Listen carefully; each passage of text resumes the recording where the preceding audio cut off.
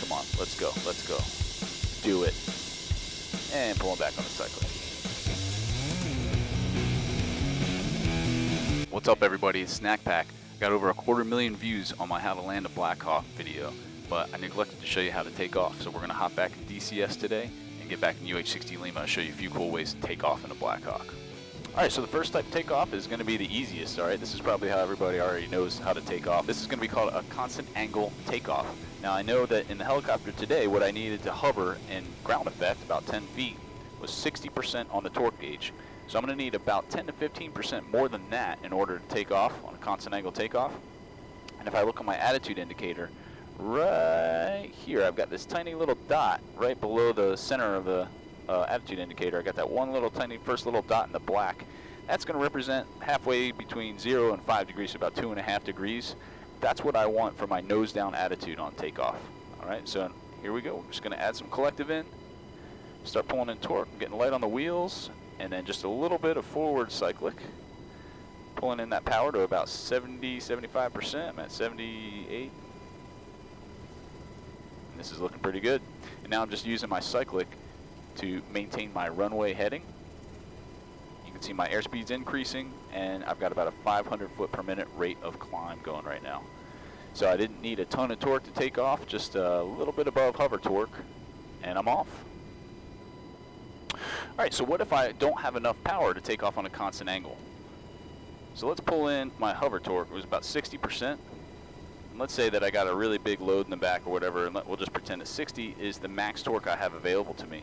So I can't take off, I can't pull in that 70, 75%. So what I'm gonna do in this case is something called a level acceleration takeoff. I'm gonna pull my hand off of the collective. See, I'm hovering at about 60. I'm gonna start coming forward, gaining airspeed. Pretty soon I'm going to go through something called the transverse flow effect and get a little shudder.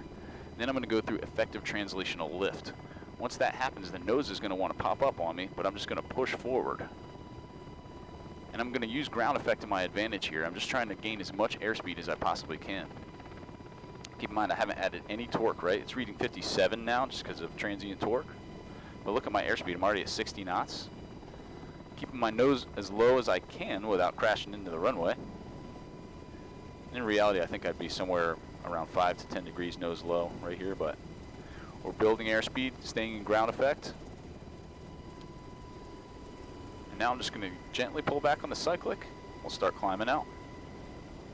So look at that. I've got 500 foot per minute rate of climb. There's 750, 750, and I'm maintaining 70 knots with 56% torque. So I couldn't do a constant angle takeoff, but all I needed to do is just keep myself in ground effect, gain that airspeed, and then trade it off for a climb. All right, so maybe I'm really power limited and I can't even come up to a hover, right? Maybe 50% is the most torque I can pull in. So let's pull in 50 and see what that gets me. Oh yeah, not even getting off the ground. A little light on the wheels, but I'm, can't even get off the ground. So let's pro back to about 30%. And instead, I'm just gonna put a bunch of forward cyclic in. We're gonna start taxiing really fast. I'm gonna try to gain as much airspeed as I can while rolling, and then I'll pull it up off the ground. This will be a rolling takeoff. So I've got a ton of forward cyclic in. I'm using my pedals to control my heading while I'm taxiing on the ground. It's kind of the opposite of driving a car, right? I'm using the pedals to control my direction. I'm at 50 knots now. The tail wheel is gonna come off the ground here.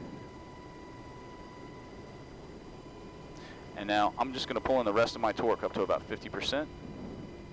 I should have enough airspeed now. I can trade off for a little bit of a climb. And here we go, I'm off the ground. So it's not a really awesome rate of climb, but I got it off the ground, right? Just a couple 100 feet per minute rate of climb with 50%. All right, now we don't always have to take off with forward airspeed, right? We're a helicopter, so I can just come straight up. So I found myself in this little confined area, and I need to clear that building before I can transition into forward flight. So I know it's gonna take me about 15% more than my in-ground effect hover torque to climb up OGE, out of ground effect, and climb up over this obstacle. So I'm gonna look forward to make sure I don't drift left or right, laterally, but then I'm gonna have to look out to the side to make sure I'm not drifting forward or aft. So it's gonna be a constant scan back and forth. So let's add some power. And initially I'm gonna need a little aft cyclic. Make sure I don't drift. Coming straight up. Continue adding torque. About 75% on the torque gauge. Not drifting aft, try not to drift laterally, coming straight up. And now I've cleared my obstacle. Now I can transition into forward flight. Alright, so the last type of takeoff is really just the same as the first one, a constant angle. But in this case, we're going to simulate that we got to get out really quick. Alright, so we're going to come in, do a quick landing, quick insert, and then we're going to get out as quick as we can. Alright, I'm going to pick this little open area right here. Maybe this is the X we're landing to. Alright, let's get in, get in, get in.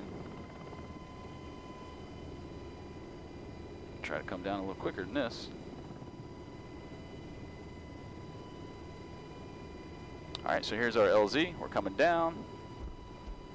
Alright, everybody get out, get out, get out. And we're clear for takeoff. And we're out. Check out my torque gauge. I'm going to pull in a crap ton of torque. This is what we would call an armpit full of torque, because our collective would be way up here at 114%.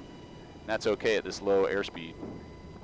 Once I get some airspeed going, I'm going to drop it below 100.